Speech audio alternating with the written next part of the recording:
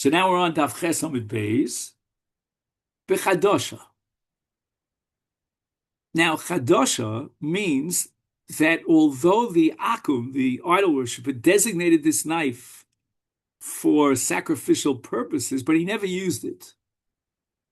It's been designated, but never before, it was never actually used.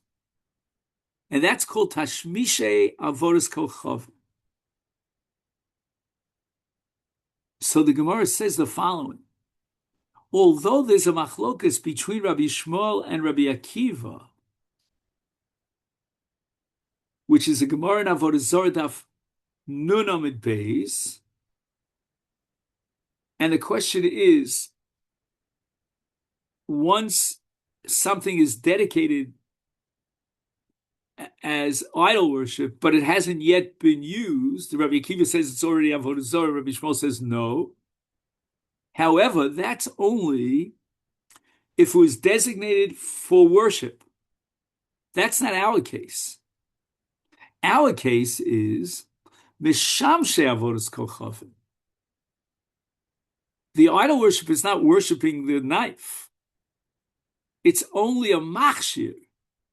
In fancy English, it's an accessory in order to slaughter his animal as part of his, his sacrificial avodah. And even Rabbi Akiva, who goes as far as to say is that once he designates something for idol worship, he hasn't yet bowed down to it.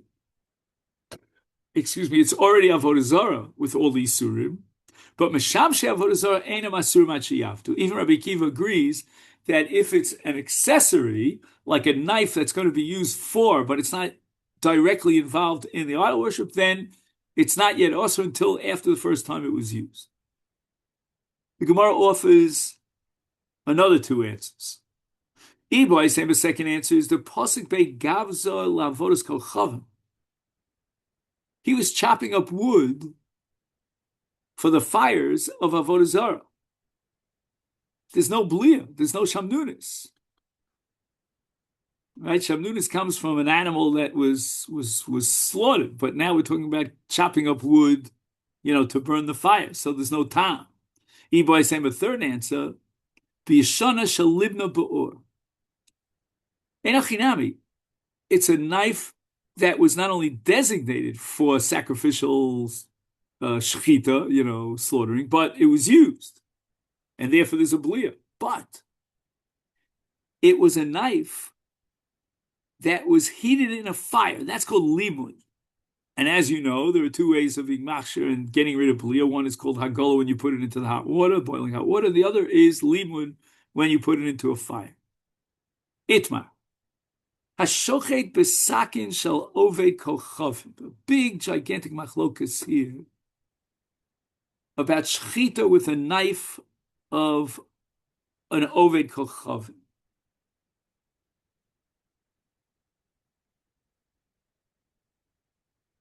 Now, what's going on over here? We just had a whole sugya about a sakin shel avodas kochavim. So what we have to realize is that the Gemara is using the term Oved Kochavim here to refer to a bad Jew, so to speak. The Gemara didn't want to call him a Jew, because why would a Jew be shechting non-kosher meat? That's not what we do with Hashochtim. We don't designate them. They're not cutting up treif of meat. So, if I could use, I don't know if this is the appropriate lexicon word, but I would call it a euphemism, so to speak.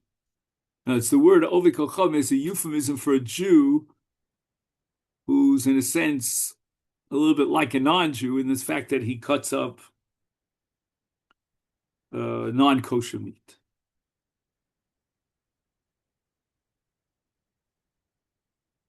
So now let's analyze the question. There's shamnunis of non-kosher meat on this knife, and now he's shechting an animal. Rav Omar Kolev, Rabbi Bar Chana Omar Madiach. Now, in order to understand this machlokas, we need one introduction, and that is blia. When you have something that's asur, it's got a tam of isur, it only generates an isur in something else through heat, not through cold. Again, let's not paskin halacha l'maisa. There's a lot of different situations here, but generally speaking, when you hear a question about a leffel and a pot, and they got mixed up and all this, what happens every other day, then the first question you want to ask, was it hot? Hot means yad soletispo. Your hand would recoil from the heat. Now he's shechting. So there's a tam isur that's balua in the knife, but that tam balua only spits out is only plata with heat. So now the question is the beis hashchita of the animal, is it hot? Rav Omar Kolif. Rav says that there will be a blia, and you have to really cut out, do a surgical operation on the area in the animal that came in contact with this knife. And Rabbah says, no, just wash it off. Lema b'haka miflagli. The Gemara is going to offer a number of different possibilities as to what lies at the heart of this machlokas. According to the first possibility, Mar Savar, according to Rabbah, Beis Hashchita Tzonin, right? We don't have a very hot area here in the Beis Hashchita where he slaughters the animal because there's nothing heating it up. And therefore, there's no real blia. You don't have to do klipa, take off, a whole, peel off the whole top. No, just wash it off. Marsov, but Rav holds Beis Hashchita Rosea. That the Beis Hashchita is literally boiling hot, and therefore there's going to be blia from the shamnunis in the knife, the tam of the knife of Isa, into the animal that you shechted. Now, honestly, the Gemara is going to go on to say, as we'll soon see, that everybody agrees that the Beis HaBlia is Rosea. I don't, honestly, as I said to you at the beginning of this stuff, there's so much mitzias here that I don't really comprehend. How hot is the Beis HaShchita? I don't know. He says on the bottom, the area of the incision of the slaughter is warm. It's really not hot enough to reach Yad Soletispo, that if somebody touched the Beis Hashchita of the animal, his hand would recoil. And therefore, Rav Bar Chana says, if it's not Yad Soletispo, it's not hot. Rav maintains that although the general rule about flavor transfer, right, Pleitas hablia, is restricted to heat, real heat, Yad Soletispo, that's generated by fire. However, there's something about the warmth of the incision area, according to Rav, that enables it to transfer the flavor from the knife into the meat in that area. Okay.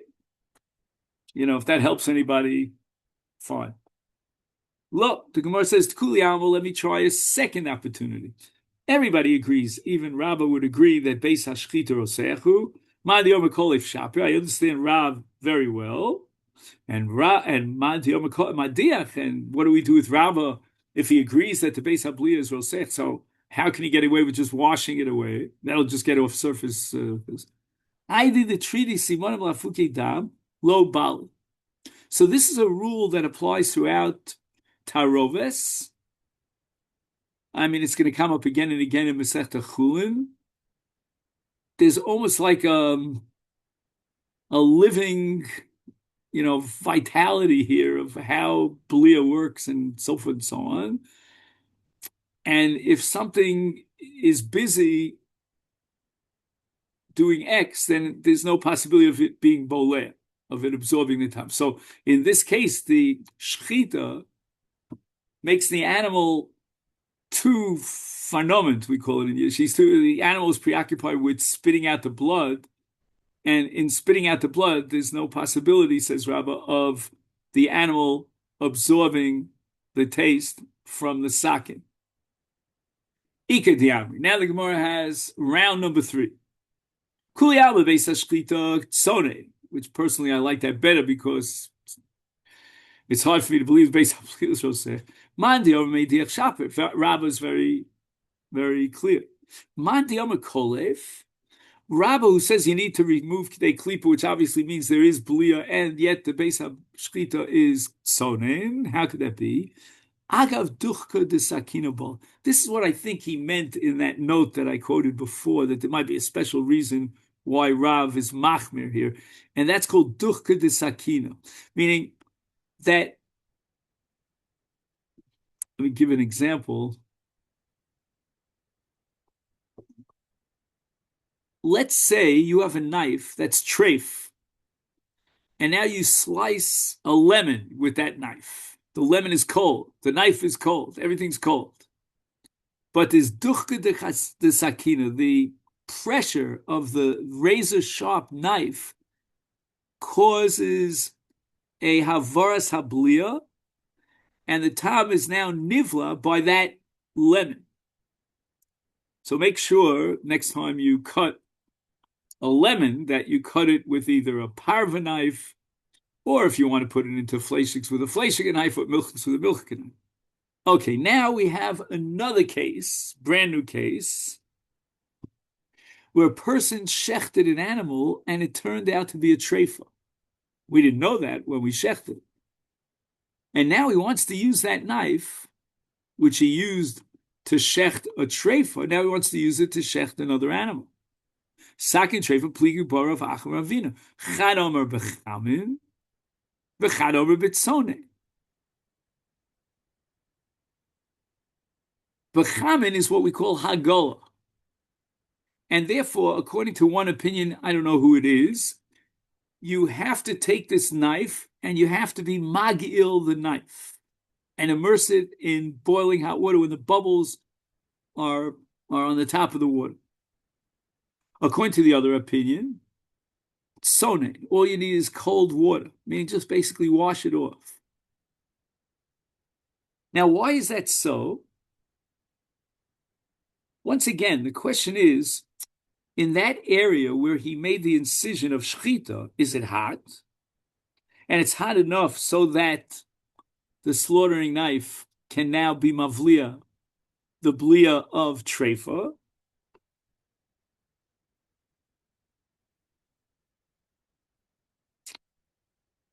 Right? Or do we say, no, it's not hot?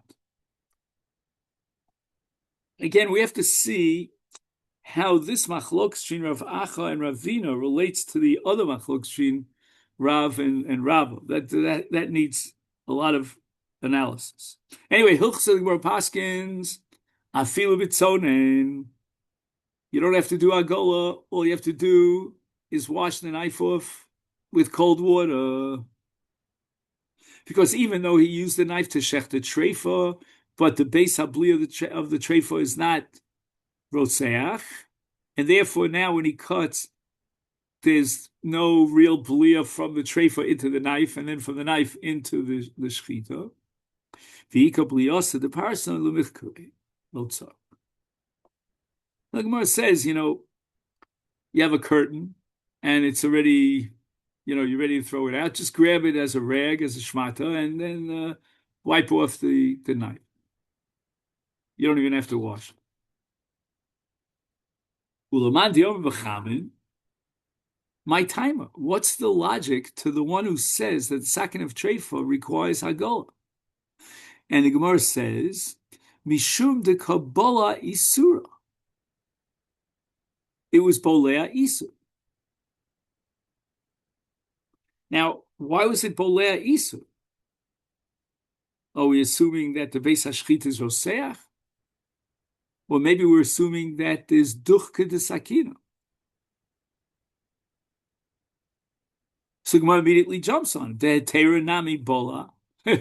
Even in every single Shchita, if you're going to say that the connection between the knife and the Beis HaBlia, Beis HaShchita, is going to cause Blia into the knife, well, guess what? The animal itself is also. Every animal is also. The meat of a live animal is also, that's called Eiver Min HaChai. But you'll ask me, when did the animal die? So the Gemara says, Emas Bola. At what point, what's the earliest moment in time when the sakin, that's shchita knife that's cutting the animal, is bolea? L'chi chaime. It's only when the base hashchita gets hot. Emas kochaime. If we can identify that moment in which the area of the shchita got hot, it's l'chi gomer shchita. It only gets hot after he finishes the shchita. The animal is no longer Eiver Min HaChai. In other words, the mafkia, the removal of Eiver Min HaChai, is not dependent upon whether the animal lays down dead, motionless. Once there was a shechita, the animal is automatically considered at that moment a dead animal. Nafkamina is that there's no Eiver Min HaChai. So imagine you could shecht an animal. This is true for birds, for chickens. You shecht the animal. The animal is just jumping around. That's called mafarkes, if you ever heard that word, pirkus, right? You could grab a piece of the animal and you can eat it. It's not Eiver Min HaChai. And therefore here, what happens is that in a normal, regular, classic shechita, the only time it's going to be belia is after the shechita. After the shechita, it's not Eiver Min HaChai, and therefore there's no belia of Yisur. Rav Yehuda Rav, to see how we're doing on the clock. Hatabach tzarich shloshes sakinim. According to Rav, I would advise every butcher to be equipped with 3 different knives. Why? Achas sheshochet bo. Obviously, he needs a shechita knife, and don't even dream of using that again and again because it'll become pagu. Imagine, I need to cut my meat here on the table, to put it on the oven, and I have a shechita knife. Don't you dare dream of using the shechita knife. Achas, why does he need a second knife? As we said before, he needs a knife to cut meat. Right? He not only slaughters the meat, but he's also a butcher, so he has to cut it up and ship it out to the market. He needs a separate knife for that. Why does he need a third knife? Right? Every animal has within it different types of fats. Again, this has nothing to do with what we might call fat. Plenty of fat that we eat. But there's certain fats that the Torah prohibits with an Isur Kares. And he needs to cut up those fats, which is called treibin in Yiddish. Are you familiar with that word, treibin? Anyway, we don't know how to do that today, but anyway, in the old days, they used to do treibin to cut out the fats. And now the knife will absorb the shamnunis, the fatty substance from the chelet. You can't use that knife for anything else. You could only use it to cut up fats. Frek the Gemara, I'm not sure that we need all 3 knives. V'lesakin la chada. Okay, for sure he needs 1 knife for slaughtering, and he needs a second knife for forbidden fats, right, for the chalavim.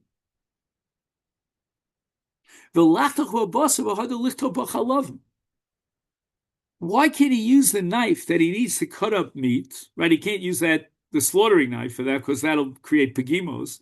But the knife that he designated for cutting up meat, let him go ahead and use the knife and cut it up, and then take that knife and use it to cut off fats, to chop up fats.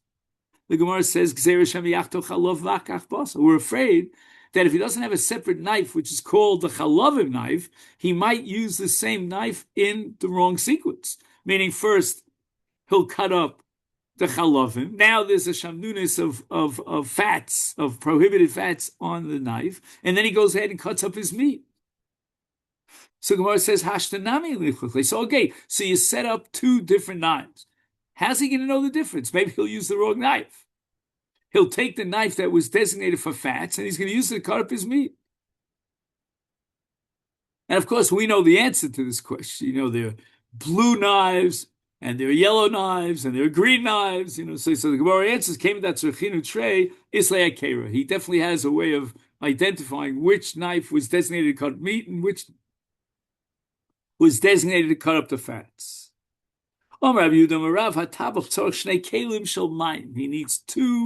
A butcher needs two vessels, different vessels for water.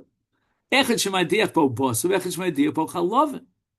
he's got the kosher meat, and it's full of whatever it's full of. You have to rinse it out, so he should rinse it out in one kli. But when it comes to the chalavim, he better have a separate kli. So Gemara says, wait a minute, I don't know that you need two kelim, just nesakin lochadim and aniyah b'bosel v'hadan aniyah b'chelim. He'll be very careful, and he'll first use the kli to wash off the kosher meat. And then afterwards, he'll use that same kli to wash off the chalavim. The Gemara says, Hashanami michlofle. The Gemara says, once he required two separate kelim, he'll know how to identify one from the other. One is for meat, kosher meat, and the other is for treifa chalavim, and he won't make any mistakes. Okay,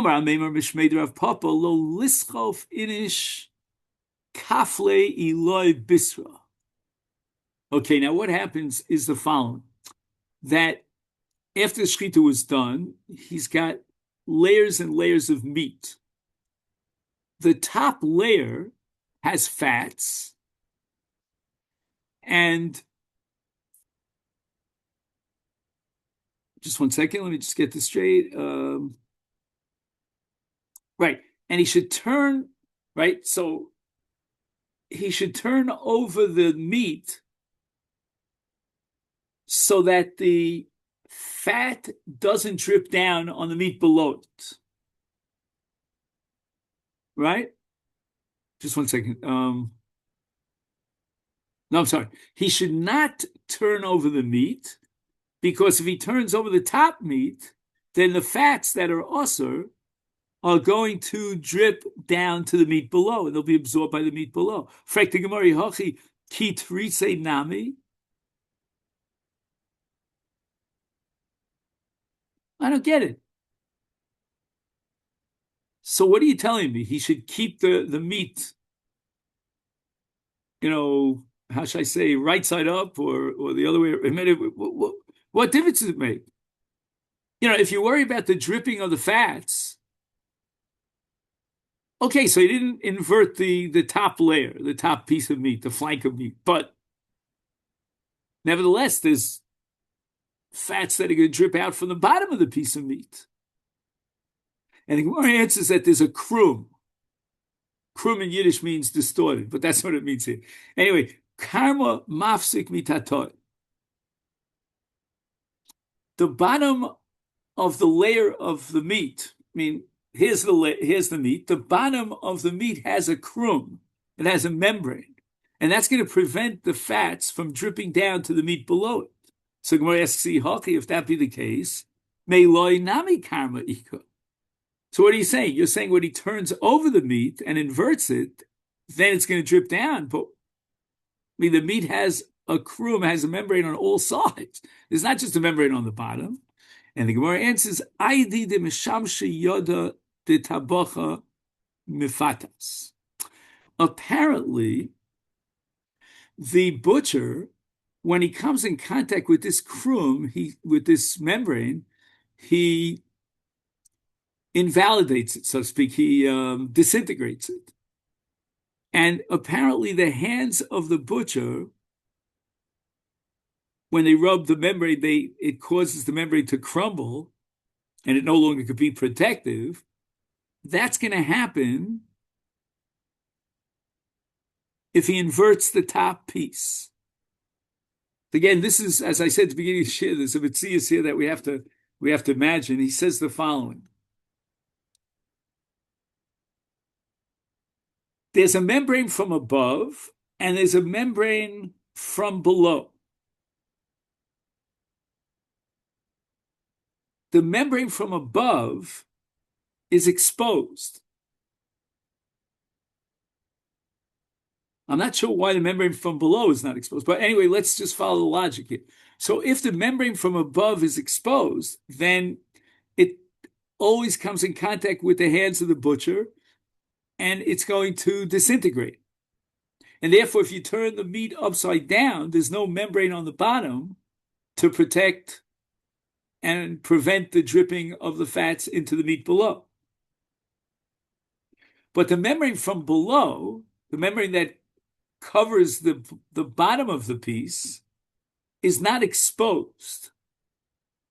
Now, I'm a little confused here because, when the butcher handles the meat, doesn't he handle it from both sides? Like what I don't know, he picks it up from the top like a crane? I don't know. But he says here, the membrane from below is not exposed and is not handled by the butcher. So if the membrane from below is not handled by the butcher, you don't have to worry about one layer of meat on top of the other layer of meat. There's no fats that are dripping because the membrane on the below is going to protect it. Now, why the butcher doesn't have any contact with the membrane from below, gentlemen, can you figure that out? No. All right, if you figure it out, let me know. All right, this will stop here at Daf Tes, and tomorrow I guess we meet early at 9:30. Okay then? So have a great day. I think we covered a lot today.